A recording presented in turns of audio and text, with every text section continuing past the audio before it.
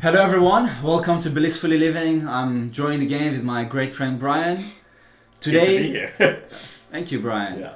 So we spoke that maybe today we should talk about the power of joy and laughter for transmuting all of our suffering and problems. And I'd like to first begin by explaining what transmutation is.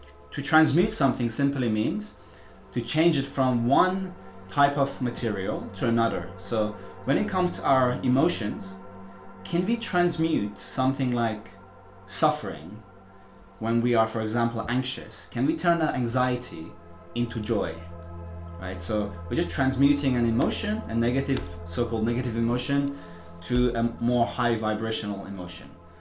And whether we can make a practice out of that, so instead of just meditating on silent stillness, we can work with our suffering at times, and turn our suffering into sort of a transmutation practice where we are transmuting the suffering into joy. Sure.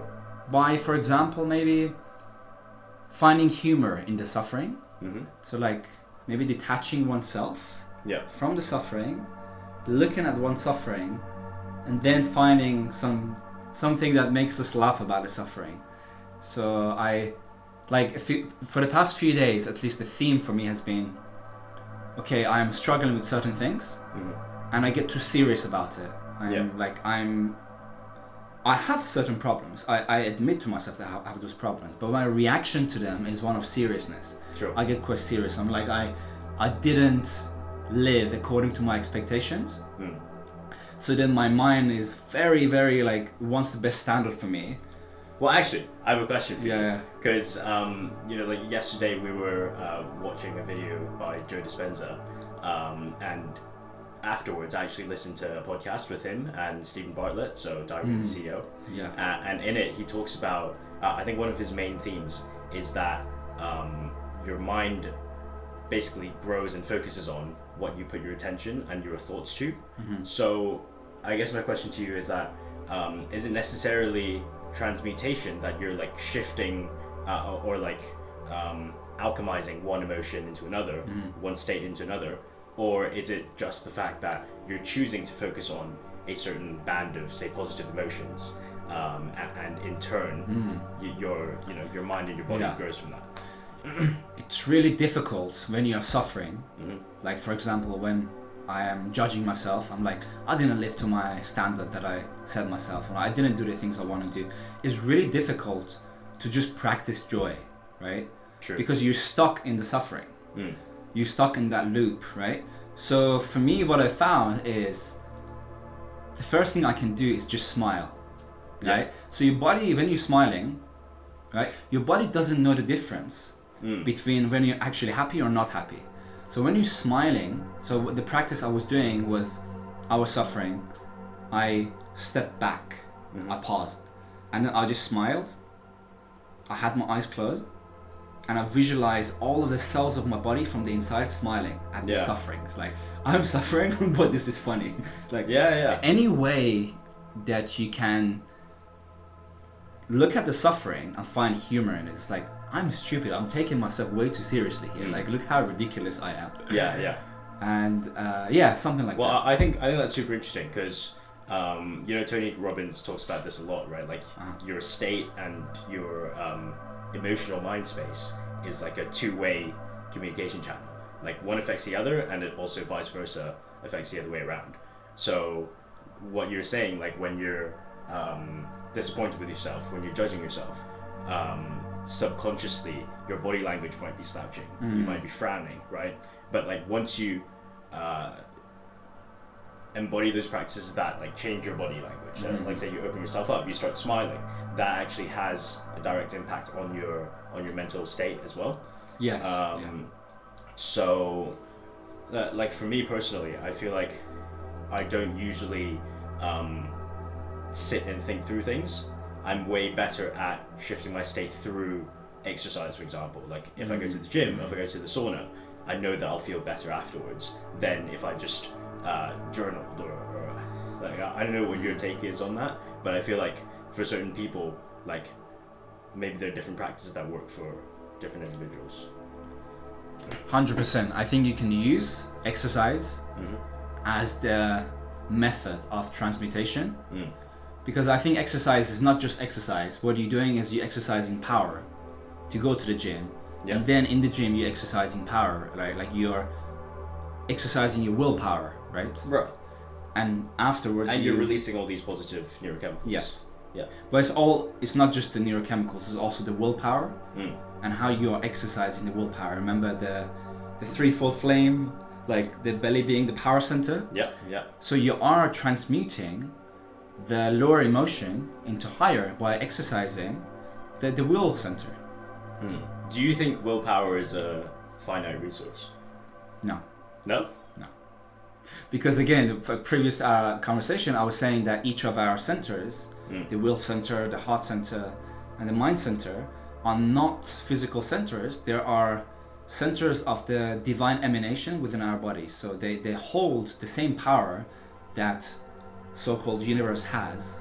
Right. So the power of the universe is within you. The power of the universe is within me. And it's literally within me in the sense that I can tune into it, I can feel it, I can exercise it, and it doesn't run out. What does run out is the mental power we have, and things like things that are our human power, like our limited human powers. So that's why, again, when you invoke God, you are bringing His power into your life. So God's power is infinite, right? Sure. If you invoke some form of higher power, some form of, I don't really believe it's higher, but in the context of using the language God. Sure.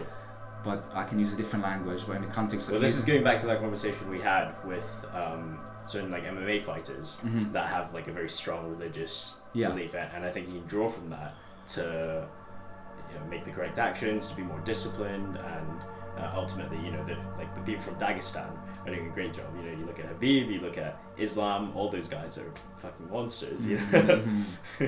Yes. So, okay, back to the original point. You were talking about transmuting through humor and laughter. Why do you think that's so powerful?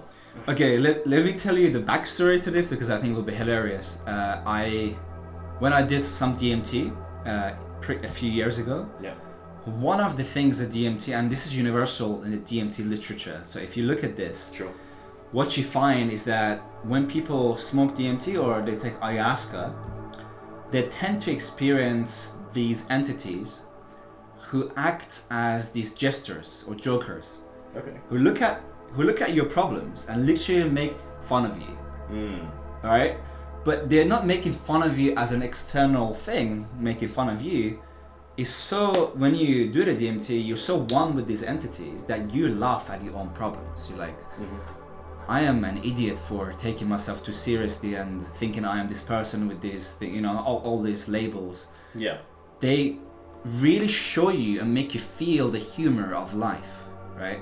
So when I had that experience, I was like, wow, and I was bursting in joy and laughter, finding humor in everything, finding humor in the smallest things that my friends have done in the past. So the DMT beings that appeared to me would bring a memory to my mind, a simple memory, just making me laugh about it, and making me laugh about my own reactions to life. Right. And I was bursting in this kind of very heightened state of using all my abdominal muscles, and literally laughing with all of my abdominal muscles, and it was intense like laughter, to the point where I was so filled with joy, I was like exploding in this bubble of joy.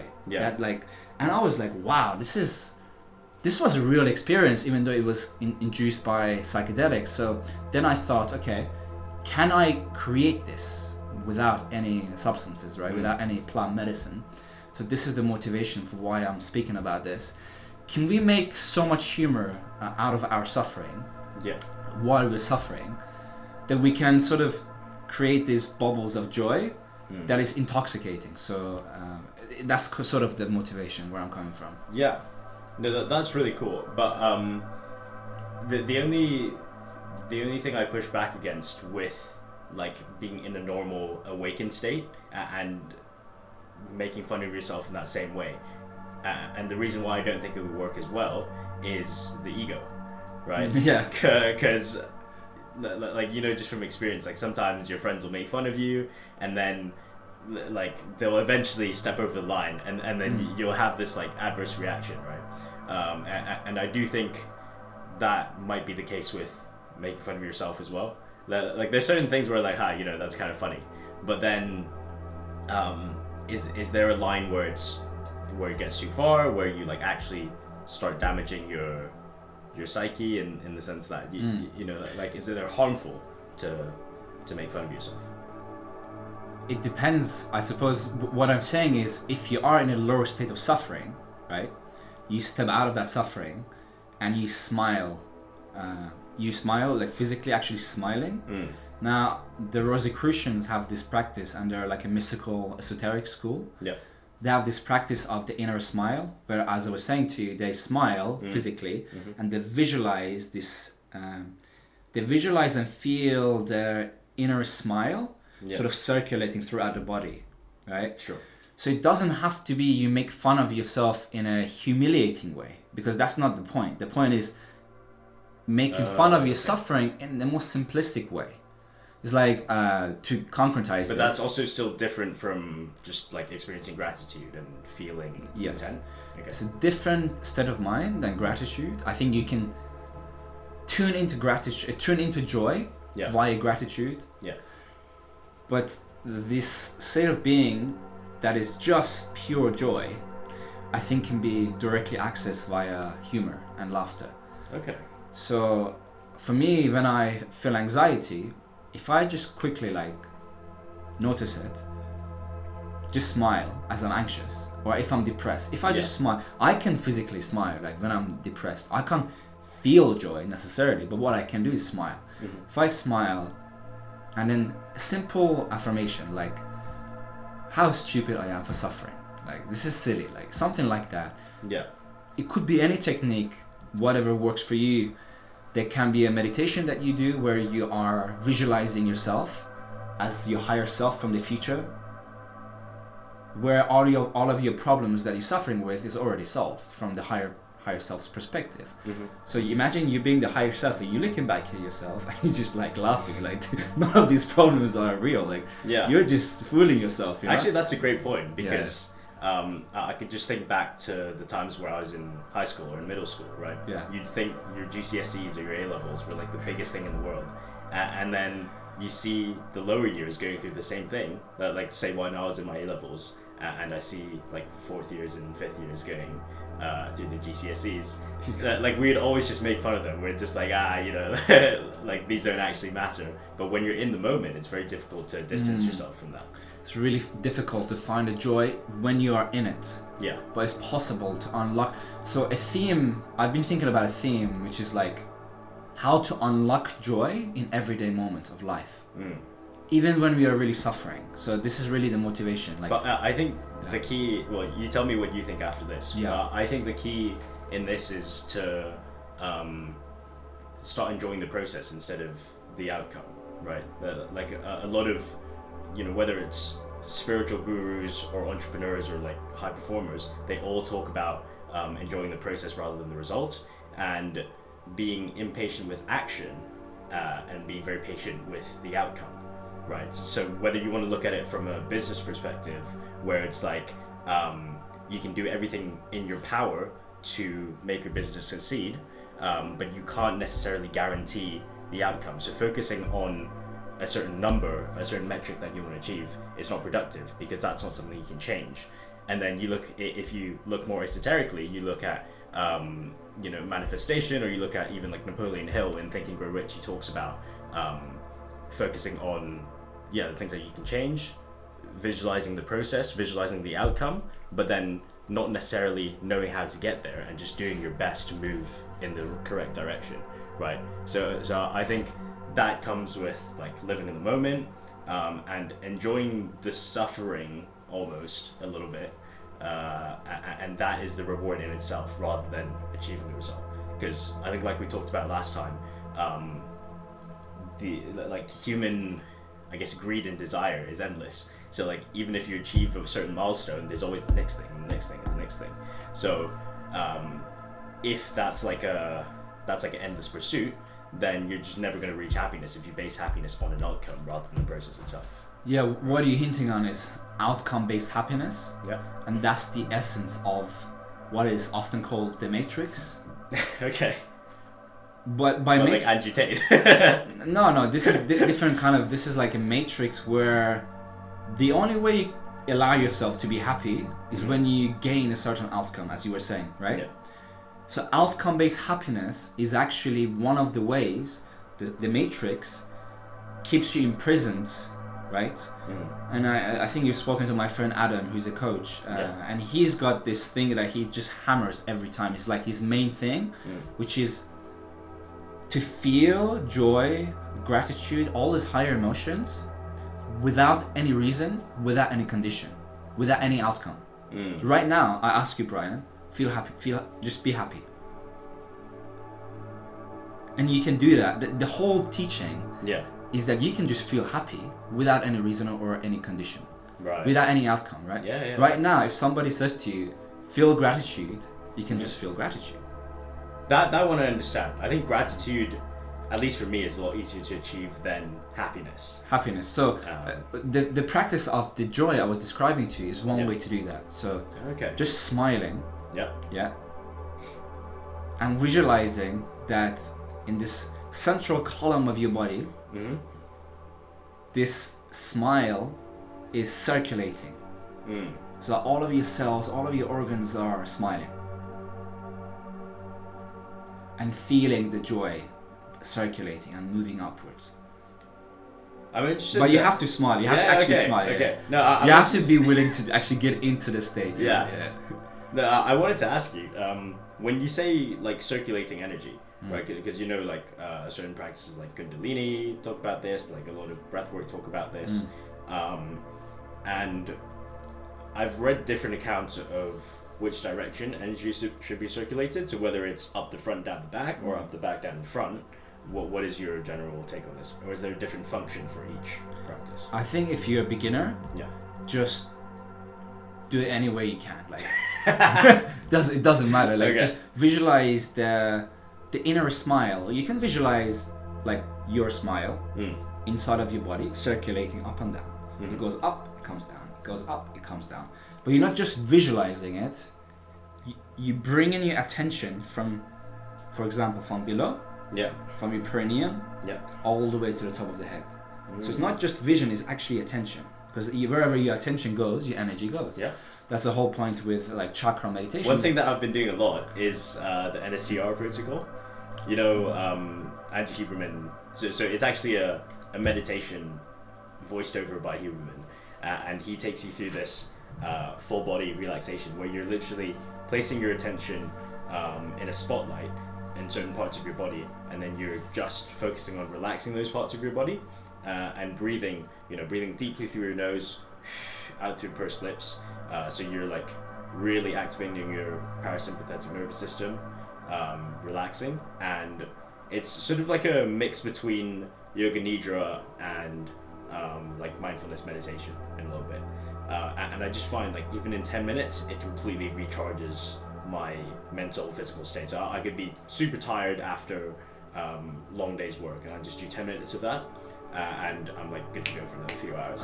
It's amazing. I believe it. 100%. I haven't never practiced the thing you mentioned, but I believe it. 100%. NSTR, non-sleep deep rest. I'll send the clip to you. Definitely. Have you ever heard of laughter yoga? No. Okay. I've seen videos on Instagram. So back to the DMT story. Actually, after my DMT experience, I googled, is there such a thing as laughter yoga? Because what the beings did to me is to do a very heightened state of laughter yoga, where everything was funny and for no reason and for silly reasons. Like it's like the joy of everyday experience was unlocked. It's like there is a joy in all of our experiences, all of our suffering. Even like the smallest moment of life, there's a joy to be unlocked. And these entities, these beings, as appear to me, I don't know if they're real entities, they unlock the joy. So then I searched, is there such a thing as laughter yoga? And I found out about laughter yoga. And I was like, wow, this is interesting. And then I led a group of people to do laughter yoga, and actually we had so many positive feedback. This was better than normal yoga. Like because some of the things it teaches you is so essential to the teaching of feeling these higher states for no reason. Right. So laughter yoga is just like you sitting down and you laugh differently, like different gears of a car. So you can laugh like, and you can laugh like, hoo hoo hoo hoo hoo. Yeah. Like you can laugh with a different tonality and using different parts of your body. That's the whole point of laughter yoga. Okay. You're getting yourself used to being silly, which is the whole point of the ego is seriousness. So as soon as you practice laughter yoga, your ego is gonna be like, I don't like this, because the ego is endangered here. You know? Because you're just like so lighthearted, you're like a kid, that there's like it breaks all over the boundaries, right? But also it teaches you to feel happy and joy for no reason. Yeah, I think that's useful. So would you say that you got some, I don't know, divine inspiration from these DMT beings? 100% did. And then these mornings when I go to the beach, like my signature frequency is, and it sounds kind of like a laughter in a joyous way. That's how I understand the frequency. But I've become more open to be silly and to share joy in silly ways. Yeah. Which is something that we have lost. Like, I need to find your joke really funny in order to laugh, right? Whereas unlocking the humor, the joke and everything, including our suffering, is really like a willingness to find things funny and to find things in not a serious way. Right. Doesn't mean you don't take your work seriously. It just means whenever you suffer, you step back and then you sort of see the silliness of it and you continue. What's your theory on the DMT realm? Like, what do you think it is? Is it a gateway to the afterlife, like some people believe? Is it just a separate dimension that we're connected to through the molecule? Or what's your best guess? My best guess is that I have some understanding of the ancient Egyptian knowledge from biogeometry and Dr. Ibrahim Karim and Dr. Robert J. Gilbert, and they talk about the net. And they talk about the netters. The netters are the natural forces of nature. And people misread the Egyptian to think that they are gods. They're not gods. They're intelligent, natural forces of nature that you can interact with. So the whole point of biogeometry... These are the Egyptians that built the pyramid, or...? Yeah. Okay. So when they talk about the netters, and then they would represent the netters in a form of animal-headed beings. Like they have a head of ibis, head of a bird, and that represents wisdom. They're not a literalist, right? You gotta step into the mind of an ancient Egyptian. For an ancient Egyptian person, they would feel the natural forces of nature.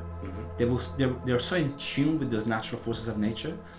Then they would represent that specific natural force of nature in a representation like a man with an ibis head, right?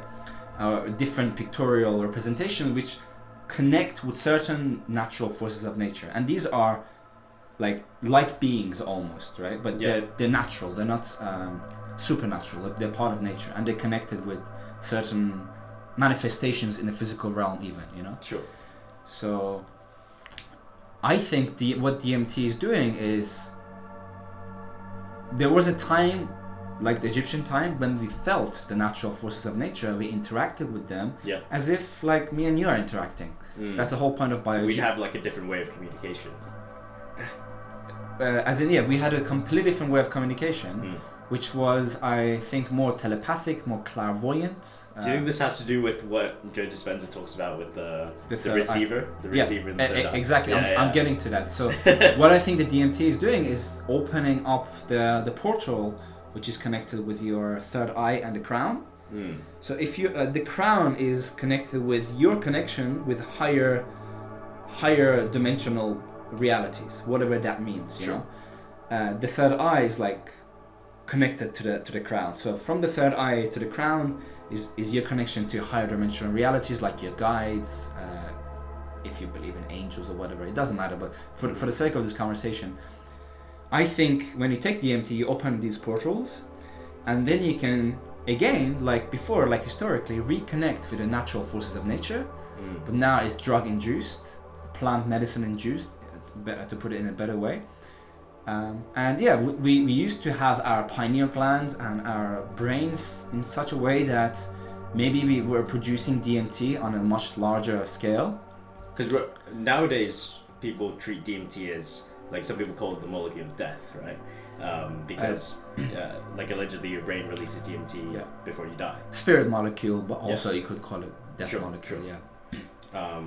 Sure. So do you think when people talk about like near-death experiences and like seeing the divine, like after a car crash or like, you know, like a stroke or a seizure, that's just like DMT induced basically? It's not just DMT induced, because again, I think every neurochemical reaction in the brain, like the release of DMT, is not the cause of the spiritual experience. They're rather correlating each other. So I'm not reducing the spiritual experience you have to just a biochemical basis. That's so essential in our understanding. So in the same way, when you smoke DMT, if you're a materialist, you would reduce it to just the drug, right? Yeah. But if you took a drug and then you also actually entered into a spiritual space, real spiritual space, that's the question, we don't know. A real spiritual space, you cannot reduce it to the drug. The drug becomes a gateway. Right. You cannot reduce it. So that's just a comment before. Well, that's the study they're trying to do in Imperial, right? Where I think the method that they use is like a DMT IV drip, so instead of smoking, because I think smoking, it's quite a quick, like, disorienting experience. Last, like, you know, you're just put into the deep end, you don't know what the hell's going on, exactly, and then you're like spat out the other side. So I think they did like a 3-hour slow release DMT trip for these, you know, I think it was like 30 to 60 participants, whatever. And because it was so long, they were able to like orient themselves in the DMT realm, and everyone would see like the same beings and the same structures in the same locations. So like I think they're ultimately trying to create a map of the DMT realm, which would, you know, lend credence to your like physical space theory if everyone was seeing the same thing. I agree 100%. Have you ever seen another human in the DMT space? Never. No.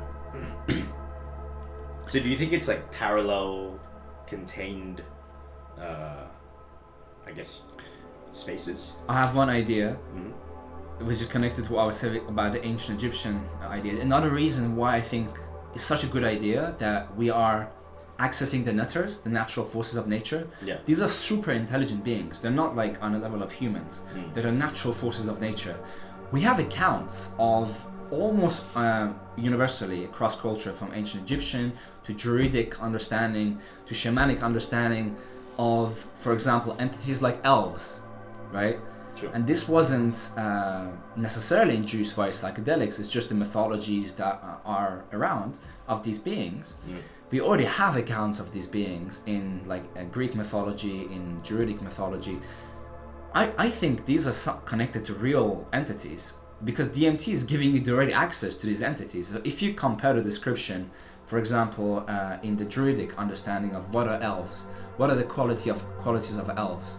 Magical, humorous, mischievous, and then you compare that to DMT experiences.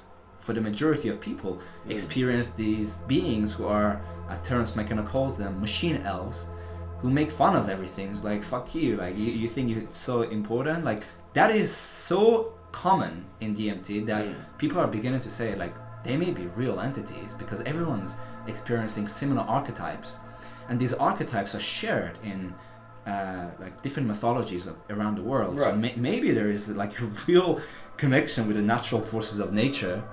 I think if you told me that like a year ago, I would have been so skeptical. I would have been like, oh my god, like, you know, myths are just drawings on the walls. But when you look at stuff like Noah's Ark, for example, the timeline actually coincides with, you know what, like the Younger Dryas hypothesis, where there was a sudden like reversal to the Ice Age, basically. I think it was after the asteroid impact, or that was it, right? 12,000 years ago, yeah. 12,000 years ago, exactly. So I found that super interesting, because it's one of those things where you can't necessarily disprove. So I think it's also a bit ignorant to say that, oh, that's definitely BS, right? So I'm more inclined now to keep an open mind towards theories and like hypothesis like this. I mean, if you take the ancient Egyptians on face value, they do talk about the netters, and they talk about them in a way that they're fully communicating with them, they fully understand them. In fact, the whole research of biogeometry shows that the kinds of people these beings were. Also, Rudolf Steiner, who was a clairvoyant, supposedly, he talks about this as well. The consciousness of the ancient Egyptian was clairvoyant, telepathic, and they were in communication with these natural forces of nature. So all their knowledge came from these natural forces of nature. If they wanted to do something, knowledge wasn't rational, it was there, it was present, because it is in the field of all knowledge, all possible knowledge, right? Yeah. And these natural forces of nature are in communion with them. Well, I mean, there's no separation between. You hear similar like stories in modern day as well, right? Like Nikola Tesla, I think when he came up with the idea of I think it was Tesla coils when he invented it, he literally had a seizure in the shower or something, and then he got this, like, he claims to have gotten this divine download from a higher consciousness or higher beings, and then he was able to innovate like that. And I think I've read accounts of like a few other people that have had similar experiences. Yes. But to make it even more ordinary, I think ordinary creativity, even when you are creative, Brian, when you're creative at your best, and that is to say, when you're in love with your creation and you're passionate and you got your energy, focus, everything in alignment, you're tuning into these natural forces of nature to some extent. Because creativity, where does it come from? Well, it's not coming from you. It's not coming from you, because who are you to have creativity? Where does it come from, actually? Like, where is the source of creativity? I think creativity is channeled, not something that you, personal Brian, create. I think the best creativity. Well, the materialist of me would say that creativity is just a recombinatory process, right? It's like using existing information, almost like Lego blocks, building it in a different way that it appears novel. But I don't know if I genuinely believe there are new ideas. It's just like ideas to be, I guess, put together, right? When you have a moment of inspiration or enthusiasm, right? These are really good words: inspiration and enthusiasm, right? I really believe when you have those moments, there is some interaction between you and maybe your guides or some other higher intelligent beings who's giving you these feelings, like, this is the right way. It's giving you a nudge, and the nudge is just a feel state. So when you feel something, like a push to do something, like that nudge, I believe, is coming from these natural forces of nature. They can include your guides. Well, what if I have the nudge to watch Netflix or eat ice cream? You gotta discern. You have to have the power of discernment. Like, that's the whole point of practicing stillness and practicing understanding of different impulses that arise within you. Which impulse is taking you towards which direction, right? The impulse of creativity is always good, because to create is what the divine does. Like, it's your nature to create. So if you are creative in the service of other people and you love that, that is always a good thing to do. Now, if it violates your personal responsibilities, like if it takes over, maybe it's not. But in general, to create something is very divine. It's very like using, like God creates, we also can create, right? So when I say creativity is not from you, it's because there's only one force of creativity. There's not two. When you tap into that force, you are channeling all of the so-called netters that you resonate with personally, right? So if, using astrology here, if your creativity is in resonance with like the Aries fire energy, right? You tuning yourself and channeling that Aries energy. And the Aries energy may come with a certain specific way of being inspired, right? And the whole point of astrology is that all of these influences, the 12 astrological signs, they're within you. They're not something outside of you. So you can channel them if you want to. So to channel your Saturn is to channel something that's very honest, very strict, very harsh. So Saturn creates discipline, right? So if you have a family, I've had a family, like I received a lot of Saturn energy. Like, you have to do this, you have to do this.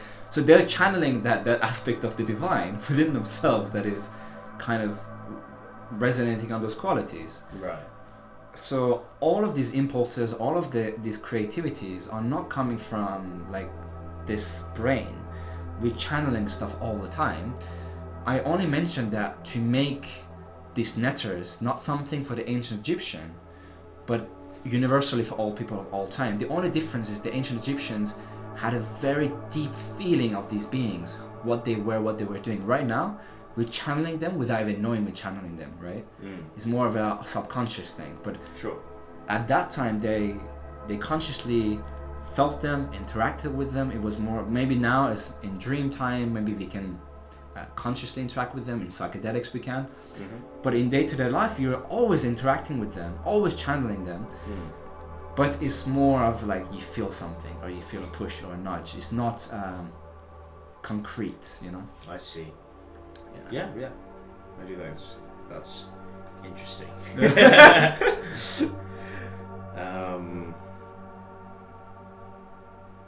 And I think the idea that connects with this is if you visualize or imagine life not to be separated, right? Like if you presuppose separation, and there's Brian, there is me, there is other beings in the universe, maybe other aliens, and we're all separated by space, right?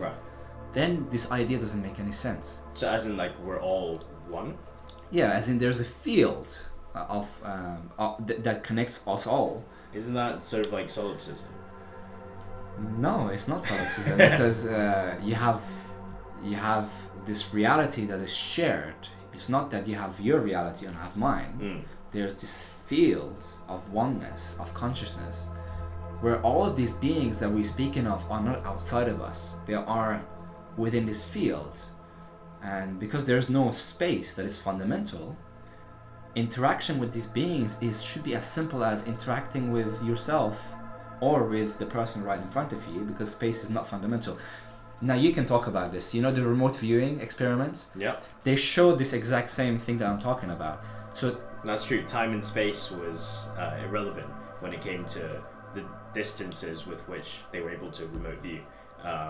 Like I think Russell Targ has a really good demonstration of this, because he was saying that when the CIA was funding this remote viewing program in the Stanford Research Institute, I think they dumped like something like $20 million in there or something, which is crazy for like the it was like 80s or something.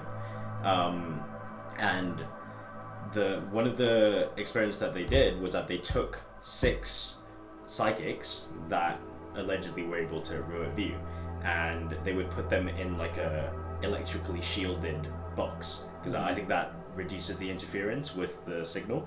And so they would get the researcher to go to a random location. So it was like a double-blind test. The researchers didn't know where they were going. The participants didn't know where the researchers were going, etc., etc. So they would like just take a flight to a random country, and I think out of 36 tests or something, the participants were able to guess a first-time location. So as in their first guess was exactly where they were. And in one of the tests in particular, the researchers was hiding out in like 5 kilometers away in this pool. It was like an abandoned pool warehouse or something. And so the psychic was able to pinpoint exactly where they were, along with the dimensions of the pool, up to I think like 99.3% accuracy. Like the dimensions, literally the width and the height of the pool, with 99% accuracy, which is crazy. But the only weird thing is that they saw in his drawings. So the psychic would like draw the location of these remote viewings. Like they were able to see, I think like a Soviet nuclear reactor. Site, yeah, they were able to spy on like a Chinese rocket test 3 days before it happened. So that again, there's that like temporal disconnect between like distance and time, basically. And so back to that like pool viewing, in the drawing, he had these 2 massive water tanks that were not present in the site. So the researchers were confused. They're like, you got this viewing so accurately, why is there just, you know, 2 random water tanks there? And I think like a few days later, they managed to get a satellite image from the city council 70 years ago of that exact same site. And lo and behold, 70 years ago, the tallest building in that vicinity area was that water storage, water storage tank. So this psychic was able to see not only the location, but also jump back in time. Travel to the future.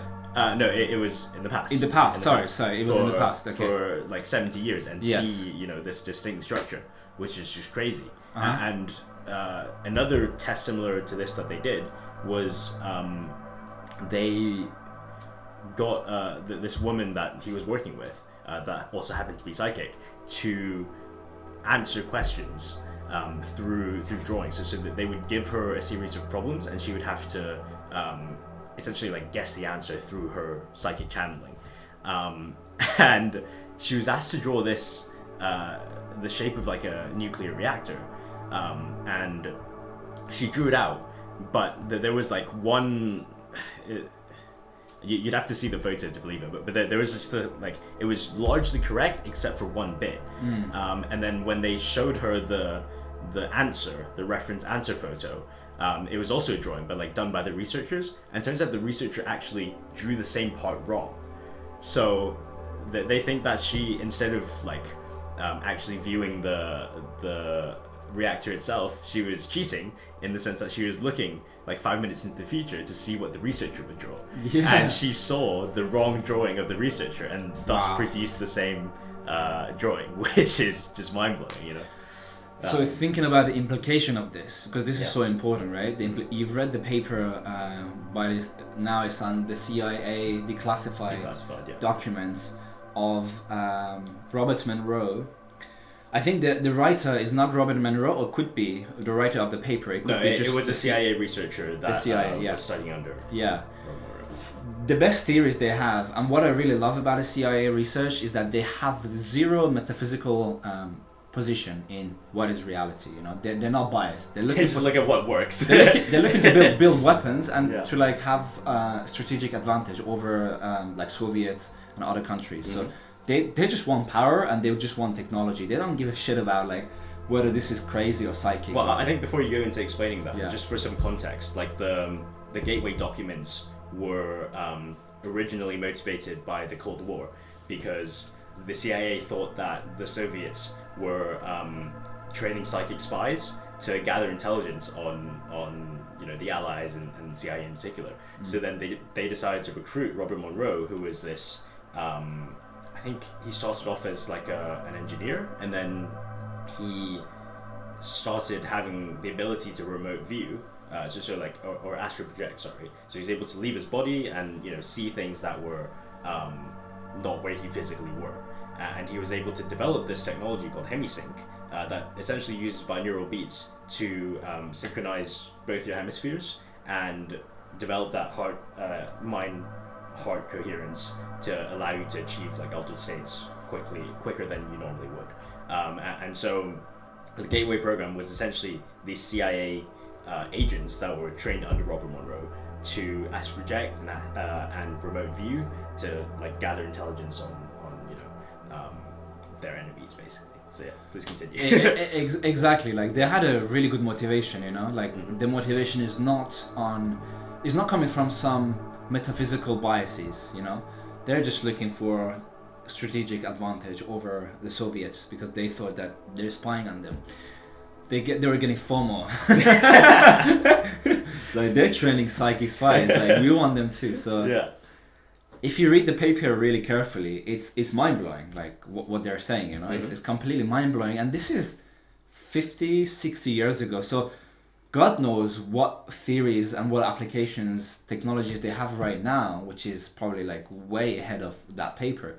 But that paper talks about Kundalini energy, Kundalini, breath work, meditation, binaural beats, all the techniques that induce altered state of consciousness. It's very very clearly saying that these out-of-body experiences are real and they're you can actually go out of your body, and there's methods and technologies to train you to do that. And it's not actually that hard. Like it's very possible, especially if you have some talents in it.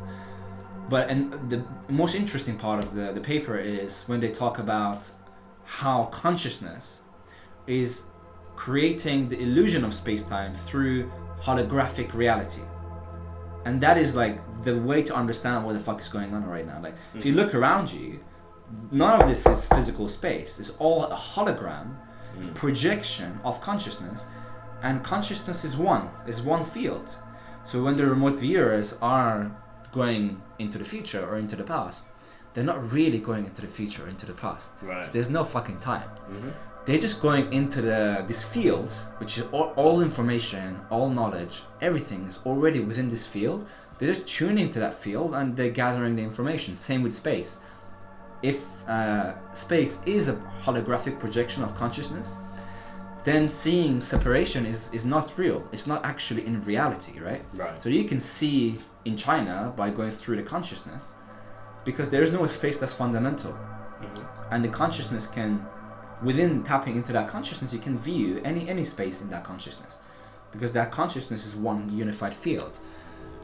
This has huge implications. When you compare this data, this modern scientific data, with what the ancient Egyptians are talking about the natures, the natural forces of nature, to me that's almost proof that this is possible, because if the ancient Egyptians had more technology to create heightened state of awareness, today they do remote viewing and they're sketching out certain things. Imagine at that time when they had a different sort of consciousness and they used advanced understanding of shapes, how to create pyramids to enhance even this altered state of consciousness, how to use darkness, how to use substances, everything you can imagine. They were into creating altered state of consciousness, and already their state of consciousness was more in tune with this kind of intuitive, like kind of non-individualistic unified field. You can imagine what they would have been able to do. 100%. And if they say we were interacting with the natural forces of nature, and the CIA is already skipping out of space-time, like you have to just guess that maybe they were not lying, the ancient Egyptians, as we know based on what they left. If you look at the pyramid, it's the fucking evidence of knowledge that we don't know how they got it or how they built it. Like we have no idea. So when it's actually crazy. Like I was in Cairo over just like a month ago, and looking at the massive 70-ton granite blocks in the King's Chamber of Khufu. It's crazy how heavy it is. First of all, like it's like 80,000 kilograms. How do you lift it hundreds of feet in the air? You need a bigger pyramid to do that. Exactly. Or like you need like a mechanical crane. Like even with modern day technology, I think it would be difficult to have that perfect alignment, but like you say, they had some advanced either mathematical understanding, astronomical understanding. It might have been a different way to how we view advanced technology, that like you say with this advanced like communication with each other or with a higher power. That like we're not going to be finding iPhones in the pyramid. That's not the same like route of technological advancement. But it's undeniable that they have at least like a very sound mathematical knowledge, right? Because you look at the alignment of the pyramid, and it's like a 20th of a degree, like the three Khufu pyramids on the Giza plateau. They're a 20th of a degree off true astronomical north, east, south, west. And considering how big they are, like that is insane. And how they're in alignment with the Sirius star system.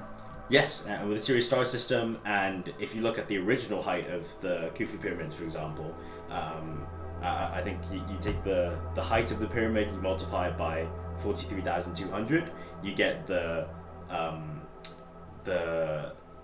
polar radius of the Earth, and then if you multiply the base perimeter by the same number, 43,200, you get the equatorial circumference of the Earth. Of the Earth, and it's just like they managed to. I forgot how they proved this, but they managed to figure out the wobble in the Earth. So as in like our orbit is not perfectly circular, that there's like a bit of wobble every single year that like shifts us off course for a little bit, and that's only a recent discovery for or for like modern day humans, and they were able to calculate this tens of thousands of years ago, or however long you think the pyramids were built. So they had advanced understanding of geometry, astronomy, mathematics, also had architecture that even today we can't explain, right? And they had advanced understanding of consciousness, and even like metallurgy, is that the right word, like manipulating metals, because you look at like Tutankhamun's like sarcophagus, it is stunning. Like the entire thing is like made of solid gold, and the detail in it is just insane. It's crazy. The whole pyramid, how they use geometry, astronomy, understanding of where to build the pyramids, it all, in my view, it all connects to, they were building a technology to enhance consciousness in some ways, or to tune into something. Have you heard of the theory of the pyramids being like a power generator? It could have been that also. I'm open to it having been like all of those above points. But from the ancient Egyptian knowledge, where they talk about these altered states of consciousness, to me, I haven't investigated this in detail. Sure. But it makes total sense that you would use the pyramid, right, and maybe some energy that is created within the pyramid to tap into higher forms of consciousness, right? So maybe creating the pyramid, right, was actually part of creating more communion with these natural forces of nature. Yeah. So actually, it's so interesting you say that, because even like conventional Egyptologists, like for example the guide that we're taking us around the pyramids, he was saying that at least with the like very mainstream belief of why the pyramids were built, it was basically like a connection to the afterlife, because the ancient Egyptians believed in, I think, 3 parts of your being, right? Like you had your physical body, and then you had your soul, and also your spirit, I think, which were separate. And if you look at all the pyramids, I think all the doors are pointed in one direction. I think either east or north. I don't remember which is which. But that in ancient Egyptology lore is the direction the soul goes to after death, and that's how you connect to the afterlife. So the pyramids are like a gateway to the afterlife, basically, and that's the conventional explanation. So that actually goes into the advanced science of sacred geometry, which the ancient Egyptian had access to. We may think of shape as nothing, right? This whole understanding dating back to the ancient Egyptian, but also shared within the European tradition, where you get these builders who build these churches in Europe. This whole understanding was like one science of how to use shape to create energetic changes. So shaping matter is like what are you really doing? You're bringing certain quality to this reality from higher dimensions. So it's a very deep understanding, and biogeometry is a science that gets into this whole how this works, and how from the ancient Egyptians to builders of the European churches, they knew, for example, the vesica Pisces shape, where you see that in all of the churches. There's a deep understanding how that's a gateway, how the shape creates a gateway to higher dimensions, just the intersection of 2 circles. This almond shape in the middle. like a Venn diagram. In the middle of the Venn diagram. And this understanding is that shape is energy. But the power of shape is that, unlike some things, shape is an energetic power which you can create and is there for a long time. So you can stabilize that frequency that you want, that maybe the higher divine frequency you have. You use certain shapes and you bring into manifestation that divine quality that is permanently in that space for a very long time. So the ancient Egyptian had this very advanced understanding of geometry and how to use geometry to tap into higher dimensions, or tap into these forces of nature to connect with them. So even today, if you go to the pyramid, if you're sensitive enough, or if you go with people who are sensitive, they can tell you energetic changes that they feel within their body, right? This is not controversial. When you talk to people who are sensitive, who do this kind of work, they go to different sites, ancient sites, from Stonehenge. All these sites have certain energy about them, right? Two things. One is the energy of the space itself. The second is the energy of the shape built on top of the space. So these are called power spots. And essentially, understanding is there are certain spots on the earth where the window between us and the natural forces of nature is more narrow and more thin. I'm curious, are these spots generally aligned with like fault lines, for example? Or? They're called ley lines. Okay. And they're understanding that the earth, just like the human body, has chakras or energetic power points. So apparently the the Egyptian pyramids are located within the throat chakra. Okay. So and there's chakra of the earth. Yeah, throat chakra of the earth. Sure. Whether you believe that or not, the fact is when people go into these ancient sites, they have these experiences. So we have some phenomenological evidence for that there's something to do with the space and also the shape and the architecture. So it's both.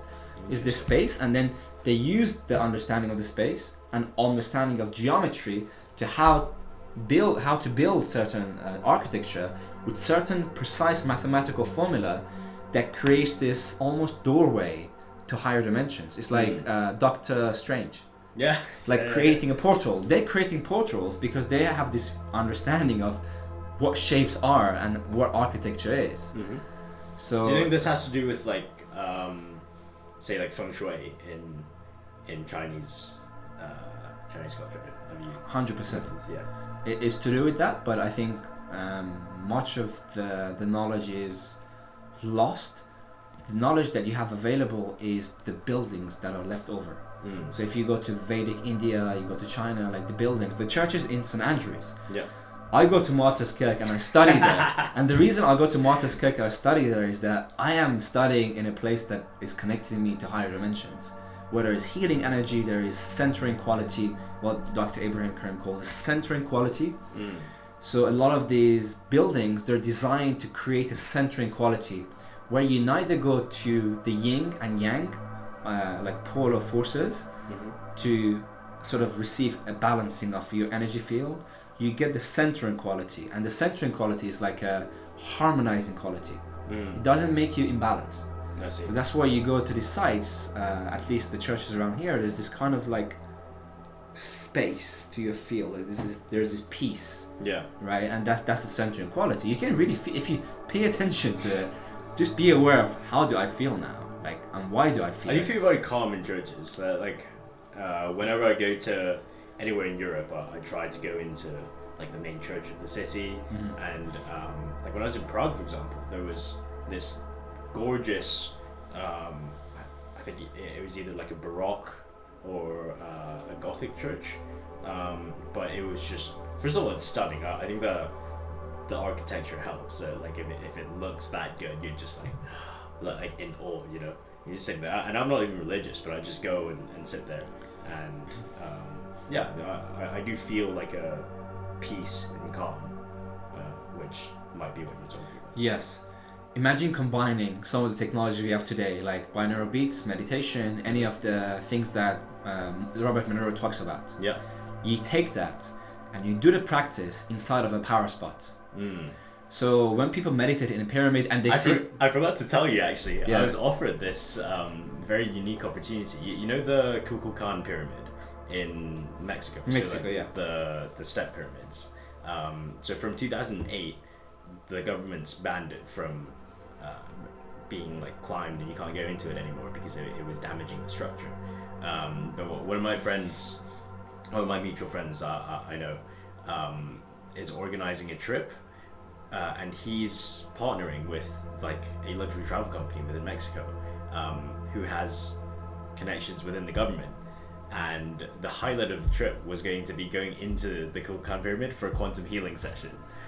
That's what I was saying. That's what I was literally crazy. telling you, because Robert Edward Grant talks about this. Many people talk about going to the pyramid, doing a meditation, seeing these beings, these blue beings, or having some deeply psychic experience. In the They're UK, blue. Huh? They're always blue. No. I do remember somebody mentioning these blue beings when they went to the pyramid, but I think you don't have Can to you go. imagine, like the divine beings are just Smurfs? Like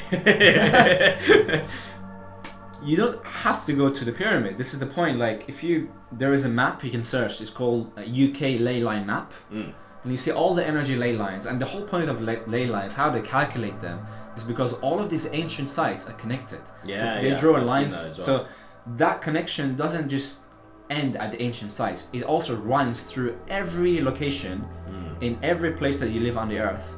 But you need to know where the line is and where the ancient sites are. How's St. Andrews doing?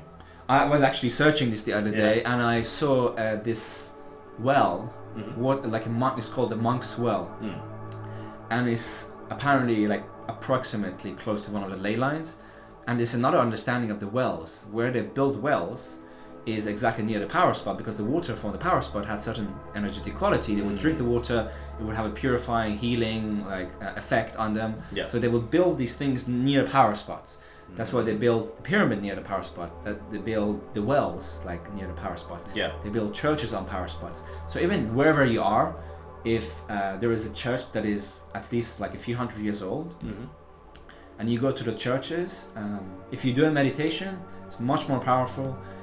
If you do some form of psychic, like astral traveling or anything like that, it's gonna be super powerful. Like you are gonna be doing it in the right way, because there's the right energy, positive energy in the space. Yeah. So it's like grounding, but also you're going to the heavens. So you're grounded, but you also take off. If you do any of those practices, yeah. Yeah. I think we've spoken for a while. It's exactly 1 hour actually. Okay, amazing. Well, that's a perfect Yeah. place to end. This is always such a fun conversation. Thank Awesome, you so much man. for having me. Yeah, thank you for coming. All right, see you guys soon. Nice. It felt a lot longer. Yeah. Yeah, we've got the full hour. Yeah. Perfect. Nice, man. Okay. In the future, we should have like multiple camera angles. Like we bring, like you have your camera, I have my phone, you have your phone. Yeah. We have multiple camera angles. We have got our own mic.